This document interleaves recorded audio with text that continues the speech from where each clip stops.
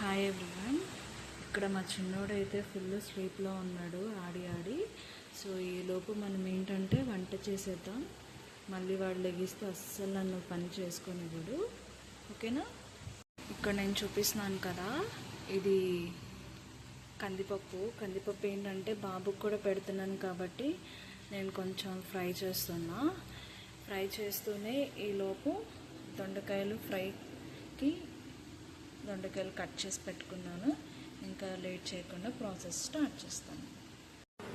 ఇవైతే మంచిగా వేగిపోయి ఈ కలర్లో వస్తే చాలు. సో మనం ఇదేంటంటే వాష్ చేసుకొని ములక్కాయ పప్పుచారుకి ఎలా పెట్టుకోవాలో నేను చూపిస్తాను. ఇదేంటంటే బాలింతలు తినొచ్చు, ప్రెగ్నెంట్ వాళ్ళు తినొచ్చు, పిల్లలకు కూడా పెట్టచ్చు. ఇవన్నీ ఇలాగా ప్రెషర్ కుక్కర్లోకి నేను కందిపప్పుని ట్రాన్స్ఫర్ చేసుకున్నా. ఇప్పుడు వాష్ చేసి ప్రాసెస్ స్టార్ట్ చేస్తాను. మనం ఏంటంటే దొండకాయలు ఫ్రై గురించి ఆయిల్ వేసుకున్నాము. మళ్ళీ ఆయిల్ అయితే వేసుకున్నాను కదా, ఆయిల్ వేసుకున్న తర్వాత కొంచెం పచ్చెనపప్పు, కొంచెం జీలకర్ర కొంచెం ఎక్కువ వేసుకోండి, ఎందుకంటే బాలింతలకి చాలా మంచిది డైజెషన్కి. సో నెక్స్ట్ వచ్చేది కర్రీ లీవ్స్ యాడ్ చేసుకుందాం.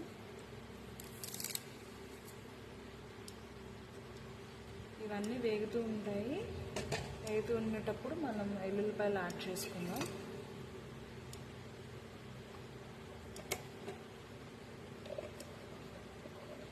చిన్నోళ్ళు లెగిస్తే మాత్రం ఇంకా అయిపోయినట్టే, అసలు పని అవ్వదు అనమాట. ఇదిగోండి, ఇంకా వెల్లుల్లిపాయలు కూడా వేసుకున్నాను. వెల్లుల్లిపాయలు ఆల్మోస్ట్ మన బాలింతలు ఎక్కువే తినాలి, డైజెషన్కి బాగుంటుంది, అండ్ పాలు కూడా చాలా మంచిగా పడతాయి. సో నేను ఇక్కడైతే ఆల్మోస్ట్ 7 వెల్లుల్లిపాయలు వేసుకున్నాను. ఈ తాలింపు ఇట్లా వేగుతూ ఉంటుంది కదా. ఆనియన్ అయితే అవసరం లేదు ఫ్రైకి, ఆల్మోస్ట్ మీరు కావాలంటే వేసుకోండి, బట్ నేనైతే వేసుకోవట్లేదు ఆనియన్. కొంచెం ఈ తాలింపు ఏంటంటే పచ్చివాసన పోయిన తర్వాత ఒక ఎండుమిర్చి యాడ్ చేసుకుందాం.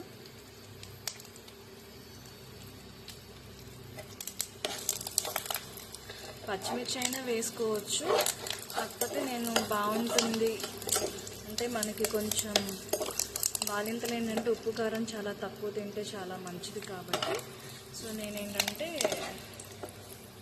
కారం తక్కువ వేస్తున్నాను. అండ్ ఇప్పుడైతే వేగిపోయినాయి కదా, వేగిపోయిన తర్వాత మనం కట్ చేసి పెట్టుకున్న దొండకాయలు వేసుకున్నాము.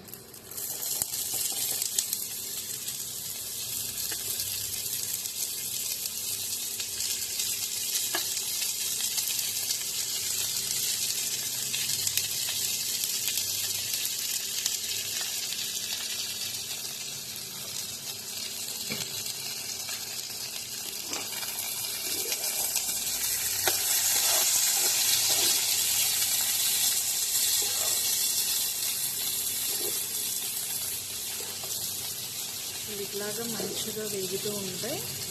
సో మనం ఏంటంటే వెళ్ళి పప్పు కడుక్కొని, సో దానికి లోపల ఏమేమి యాడ్ చేసుకోవాలో నేను అవి చూపిస్తాను. కొంచెం పసుపు యాడ్ చేసుకున్నా. పసుపు అండ్ సాల్ట్ ఏంటంటే వేయడం వల్ల కొంచెం త్వరగా ముక్కలు అనేది వేగుతాయి. మనకి ఎక్కువసేపు ఈ వేడి దగ్గర కూర్చునే అవసరం కూడా ఉండదు.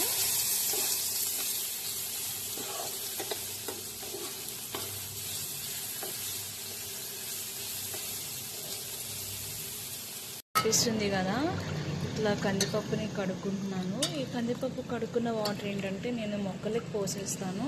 సో వేస్ట్ అయితే చేయను. మనకి ఎట్లా బలం కావాలో మొక్కలకు కూడా అలాగే బలం కావాలి కదా. సో నేను అందుకే ఇక్కడ మాకున్న కరివేపాకు మొక్కలు, మనీ ప్లాంట్, ఇంకా మల్లె మొక్క వాటికైతే పోస్తాను అనమాట. చాలా మంచిది కూడా. మీలో ఇలా ఎంతమంది చేస్తారో నాకు కామెంట్లో చెప్పండి.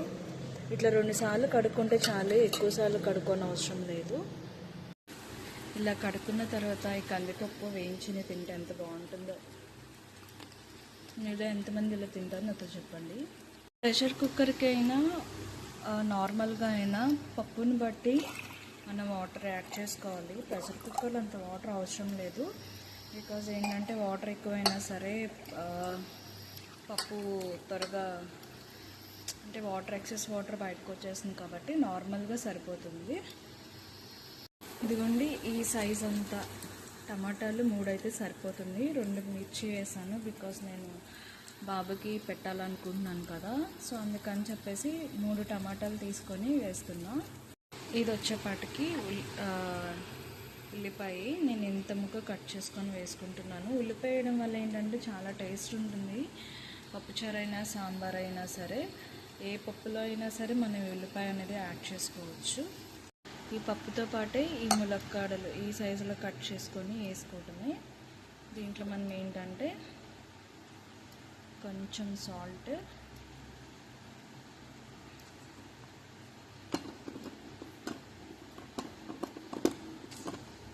1 టీ స్పూన్ పసుపు,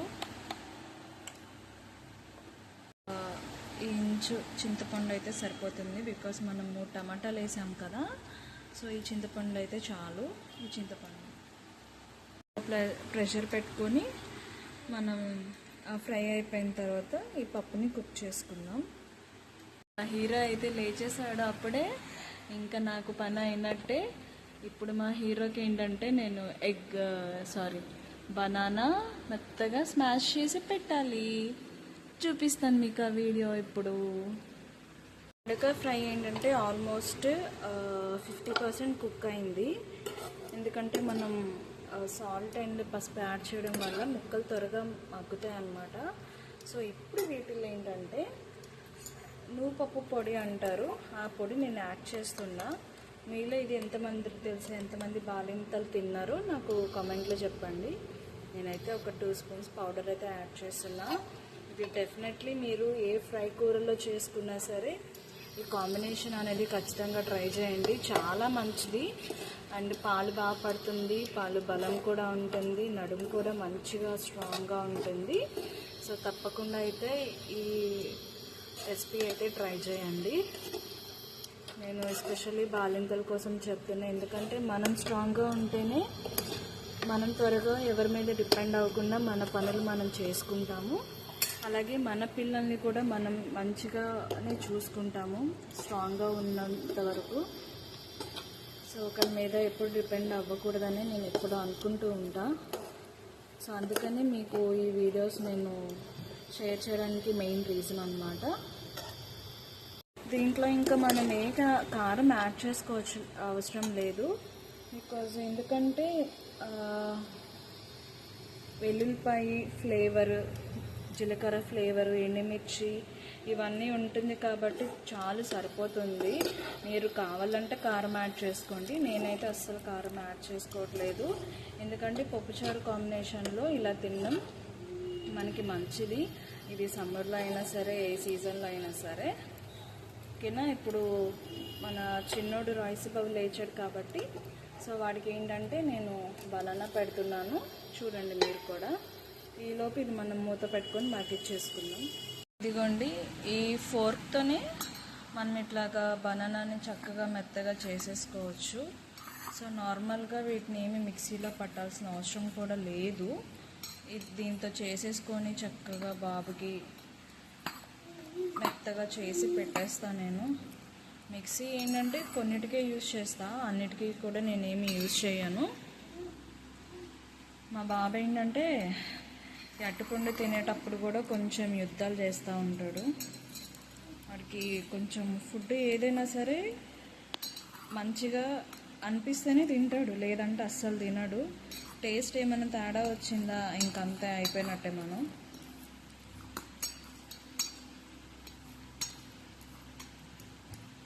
సో మీ పిల్లలకి డైలీ బనానా పెట్టండి, చాలా మంచిది.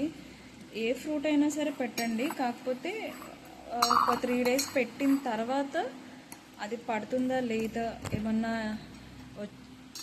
అలర్జీస్ ఏమన్నా వస్తున్నాయా లేదా, బాడీ ఎట్లా ఉంటుంది ఏంటనేది ప్రాపర్గా చెక్ చేసుకొని పెట్టండి. ఇంకా మా వాడు ఏంటంటే పైనుంచి దిండు పడేస్తూ ఉన్నాడు, నేను దాన్ని తీసి పడతా ఉంటే అదొక ఆట అయిపోతుంది.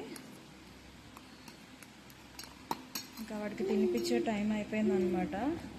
మోస్ట్లీ ఏంటంటే మార్నింగ్ లేచాడు, బ్రేక్ఫాస్ట్ అయిన తర్వాత చాలాసేపు ఆడాడు, ఇంకా పడుకున్నాడు. మామూలుగా అయితే మధ్యాహ్నం నిద్రపోతాడు.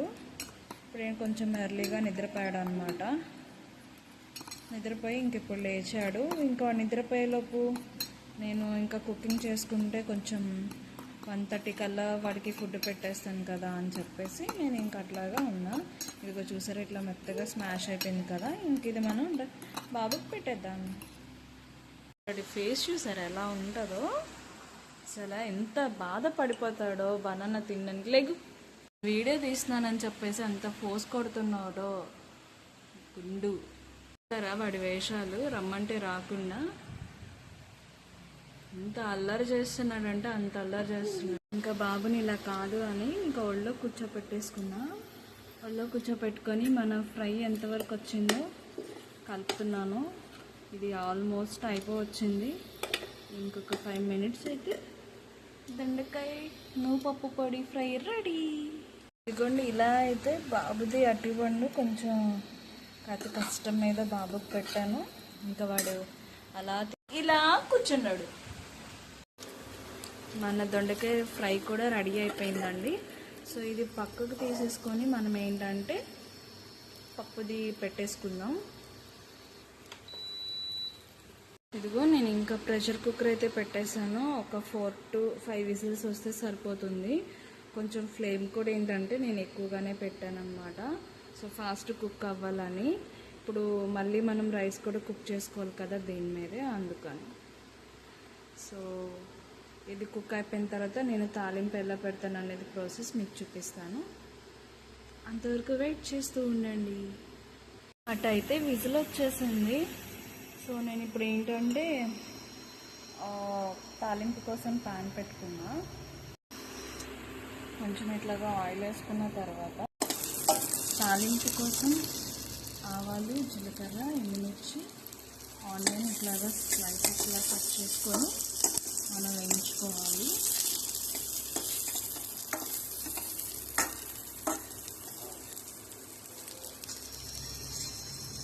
వేగుతూ ఉండేటప్పుడే కొంచెం కడిగి పెట్టుకున్న కరివేపాకు లీవ్స్ వేసుకొని కొంచెం ఇదేంటంటే మనకి ఈ తాలింపులోనే పప్పుచారు టేస్ట్ బాగుంటుంది, మంచిగా వస్తుంది కూడా. అంటే ఈ టైప్ ఆఫ్ తాలింపు అయితే చాలు. సో మేమైతే మా విజయవాడలో మా అమ్మ కానీ లేకపోతే అమ్మమ్మ, నానమ్మ, సో ఎవరైనా మా అక్క వాళ్ళందరూ ఇదే ప్రాసెస్ యూజ్ చేస్తాము. అండ్ ఇక్కడ ఏంటంటే కొంచెం కచ్చాపచ్చా దంచిన వెల్లుల్లిపాయలు, సో ఇవన్నీ వేసుకొని కొంచెం దోరగా వేయించుకోవాలి.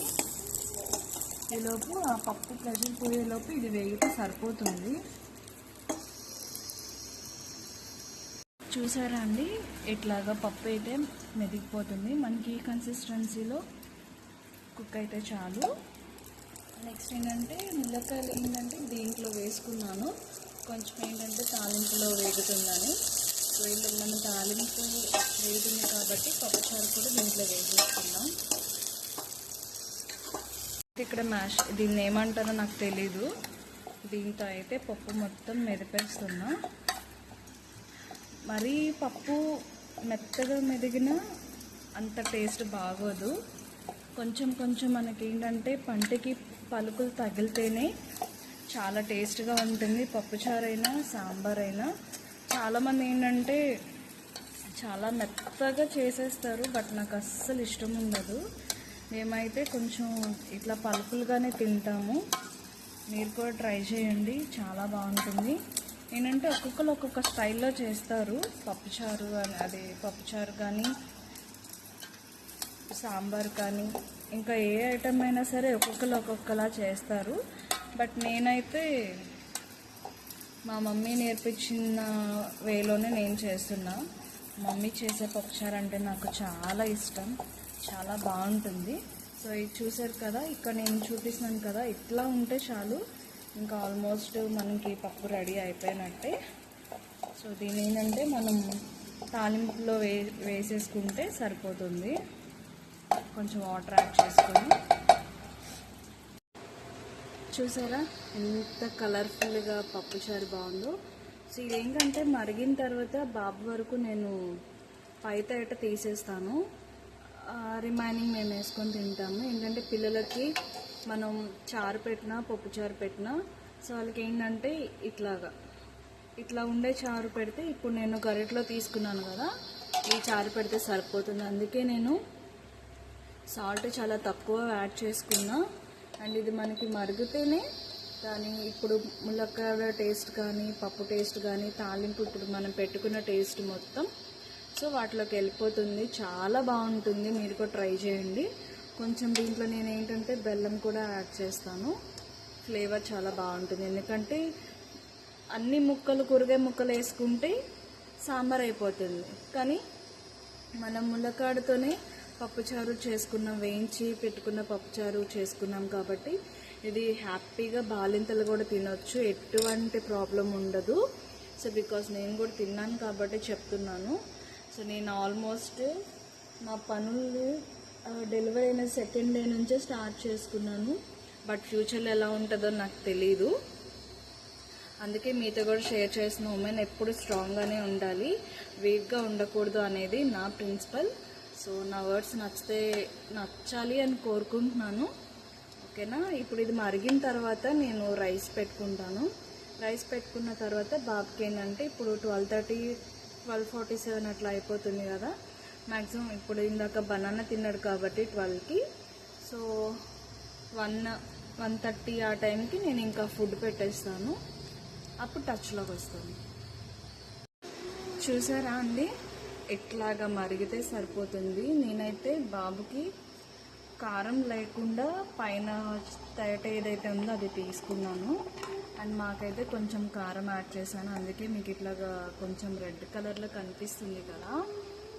సో ఇది ఇట్లా మరిగిన తర్వాత మనం ఏంటంటే దించేసుకోవచ్చు, ఇంకెక్కువసేపు మరగవసరం లేదు. ఆల్రెడీ ఇది ఇంకా చాలా అంటే చాలా నూనె కూడా పైకి వచ్చేస్తుంది కదా, సరిపోతుంది ఈ మాత్రం ఉడికితే. సో నేను అన్నం కుక్ చేసిన తర్వాత బాబుకి పెట్టేటప్పుడు నేను మళ్ళీ మీతో టచ్లోకి వస్తాను. మా చిన్నవారు ఏంటంటే నేను ఇంక వాడికి రాలేదు పాలు ఇవ్వాలి అని చెప్పేసి ఇంకా గోల్ చేస్తున్నాడు. సో ఇప్పుడు వాడికి ఇది పాలు టైం. చూసారా ఎట్లాగా ఇంకా పాల గురించి అలా ఏడుస్తున్నాడు.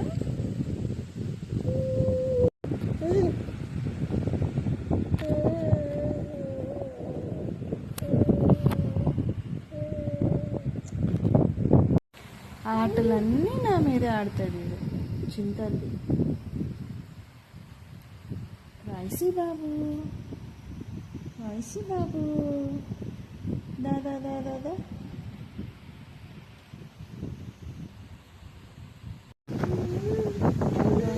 చూసారా ఎలా ఆడుతున్నాడు, చాలా గొప్పగా వేస్తున్నాడు. అలా చెయ్యాలి.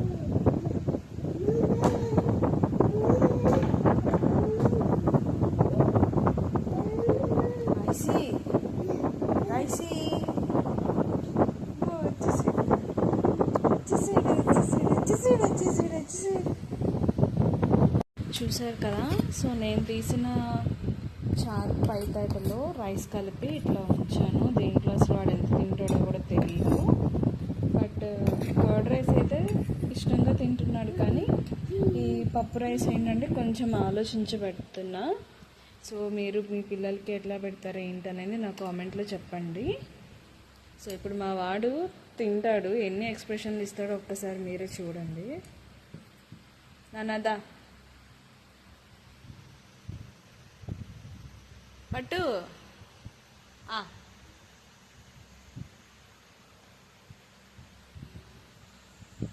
చూస్తున్నారా వాడి ఎక్స్ప్రెషన్స్ అలా ఉంటాయి అన్నమాట.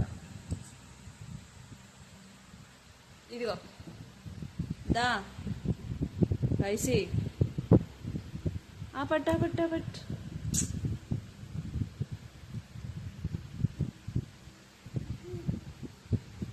దానా రైసి బాబు పట్టమ్మా. ఇదిగో చూడు అబ్బో తింటున్నాడండు.